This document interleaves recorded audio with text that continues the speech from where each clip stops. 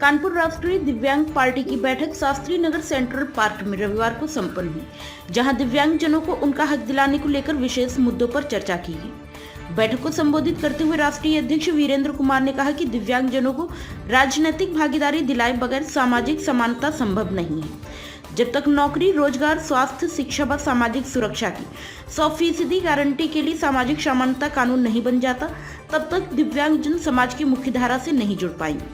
वीरेंद्र कुमार ने कहा कि राजनीतिक दल दिव्यांगजनों को संविधान में प्रदत्त अधिकार नहीं देना चाहते हैं। देश में दिव्यांगजन की संख्या कुल आबादी का लगभग 3% है। ये आंकड़ा तब का है जब दिव्यांगजन की 4 श्रेणियां हुआ करती थी। आज दिव्यांगजन की 21 श्रेणियां हैं। इस हिसाब से दिव्यांगजनों की आबादी और बढ़ी है।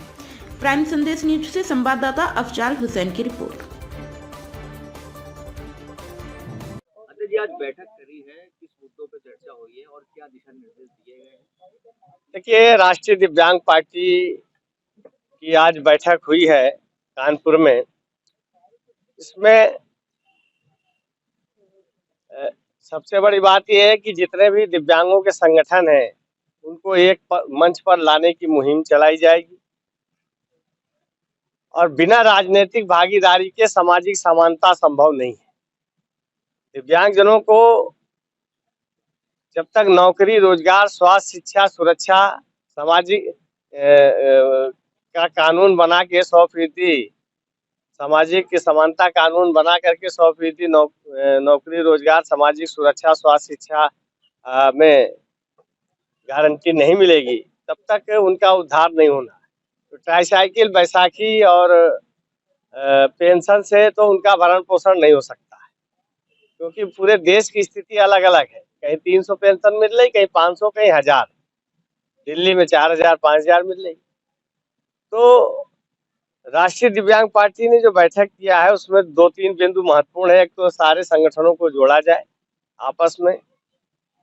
दूसरा ये है कि हमारी आबादी जब 4 श्रेणियां थी दिव्यांगता की, तब वो 3% थी। आज 21 श्रेणियां हैं तो संख्या बढ़ी है। तो जो संख्या बढ़ी है उस आधार पर हमको उस अधिकार भी मिलना चाहिए। तो दिव्यांगजनों को उनका अधिकार मिले, इसके लिए उच्च सदन में जाना जरूरी है। लोकसभा, राज्यसभा, विधानसभा, विधान परिषद में जाना जरूरी है। सरकार और पार्टियां दिव्यांगजनों को उनका हक नहीं दे रही। चुनाव आयोग भी बेईमानी कर रहा है। उसको चाहिए कि 4% का रिजर्वेशन लागू करे। जो निर्वाचन होने जा रहे हैं लोकसभा में, राज्यसभा में, विधानसभा, विधान परिषद में, वो भी नहीं दे रहा है। तो इसके लिए हम लोगों ने सभी राष्ट्रीय अध्यक्षों को पत्र लिखा है कि वो अपनी पार्टियों में दिव्यांगजनों को रिजर्वेशन दे करके और उनको लोकसभा, राज्यसभा, विधानसभा, विधान परिषद में टिकट दें, मनोनीत भी करें, जिससे वो अपने उच्च सदन में जाके दिव्यांगजनों की आवाज को बुलंद कर सके, उनके लिए कानून बनवा सके। क्योंकि जब तक सामाजिक समानता कानून नहीं बनेगा और बना करके दिव्यांगजनों को 100% नौकरी, रोजगार, सामाजिक सुरक्षा, स्वास्थ्य, शिक्षा, सुरक्षा की गारंटी नहीं मिलेगी, तब तक दिव्यांगजनों का उद्धार नहीं होने वाला है। ये पेंशन तो ये सरकार मोहताज कर रही है। पेंशन नहीं चाहिए, पेंशन के नाम पे नौकरी और रोजगार चाहिए, या फिर पेंशन इतनी हो जिससे उसका पूरा भरण पोषण हो जाए तो भी ठीक है। तो क्या होता है महीने में इतनी महंगाई के जमाने में? तो ये तय हुआ। दूसरा ये है कि अभी हमारे जिला अध्यक्ष राहुल कुमार जी ने एक प्रस्ताव रखा है कि दिव्यांगों का उत्पीड़न बढ़ रहा है। तो उसके लिए अभी कानपुर में कल 28 तारीख को पुलिस आयुक्त से मिलेंगे और मिलकर उनको ज्ञापन देंगे कि अब बहुत हो गया है।